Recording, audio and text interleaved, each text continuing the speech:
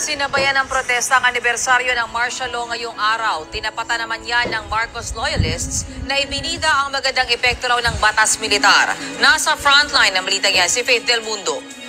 Never again! Never again!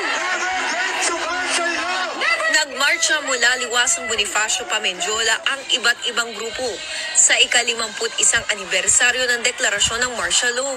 Mga nakaitim ang mga rallyista. Simbolo raw ng madilim na karanasan noong batas militar.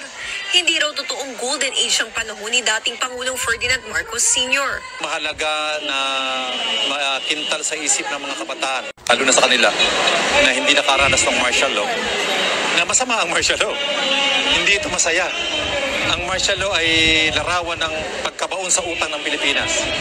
Nagtirik pa ng mga kandila ang mga rallyista sa harap ng barikada papasok ng Malacanang compound.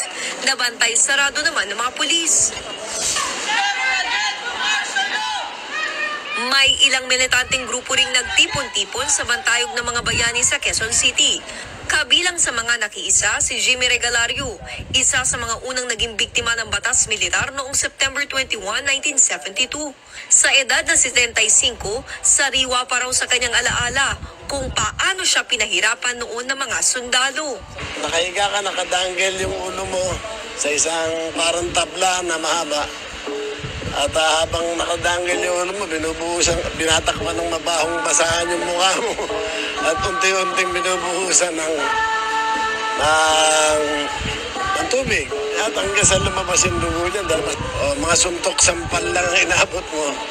Pero pagdating dun sa hindi nila alam kung ano ikakaso.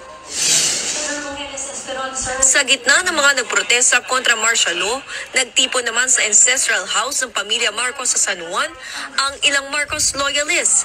Nagdaos ng forum na pinangunahan ng panganay ng dating Pangulo na si Senator Amy Marcos. Kinausap muna kami ng tatay ko, sabi niya, hindi ako sigurado sa mga mangyayari sa mga susunod na buwan.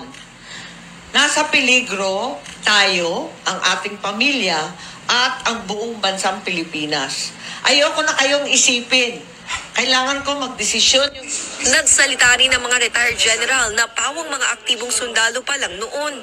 Kabilang sa mga dumalo si dating National Security Advisor Hermogenes Esperon Jr. Taliwas sa pahayag ng mga grupong nagrally, may magandang naidulot daw ang martial law, gaya ng pagkakaroon ng disiplina sa bansa. Pero hindi kinakaila ni Esperon na may mga naganap din pang-aabuso noong martial law. Nagkaroon ng disiplina. Pero hindi ko tinatatwa na marami ding abuso. May mga abuso. Marami akong nakitang abuso. Pero para sa akin, at least hindi nanalo ang NPA.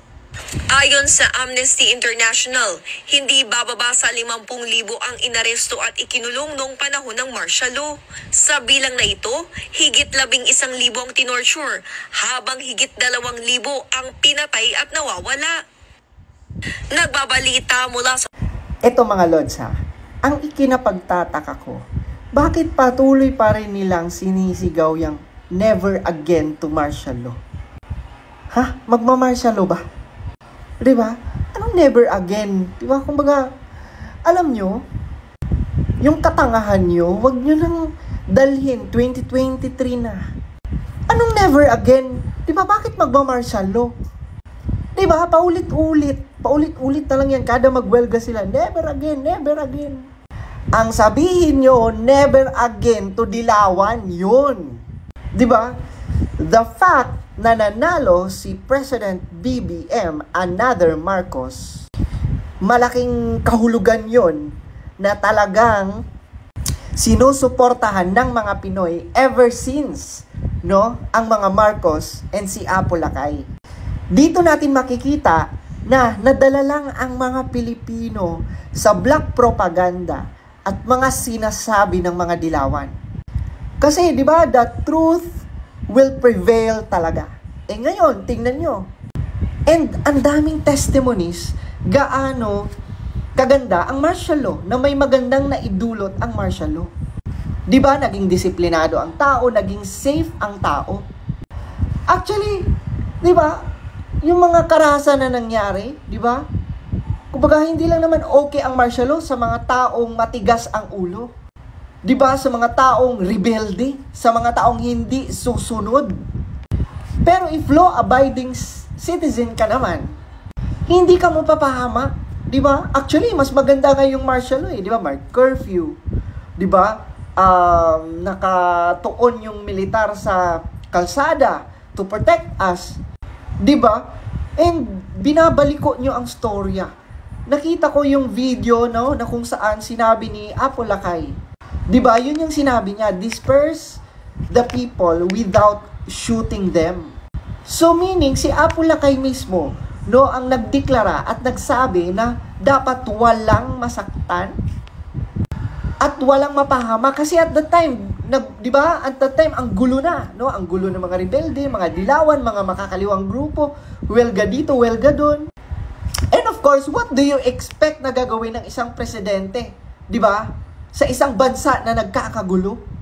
Siyempre, batas militar 'yan. Hindi naman pwedeng tutunganga lang. Hindi naman pwedeng yung mga rebelde ay grabe na kung 'di ba, makapanira at gusto nang bagsakin, no? Gusto nang ibagsak ang gobyerno.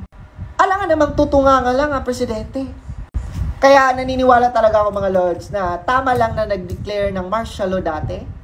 Tama lang na desisyon yung martial law. Kasi kung wala pang martial law, I don't think so.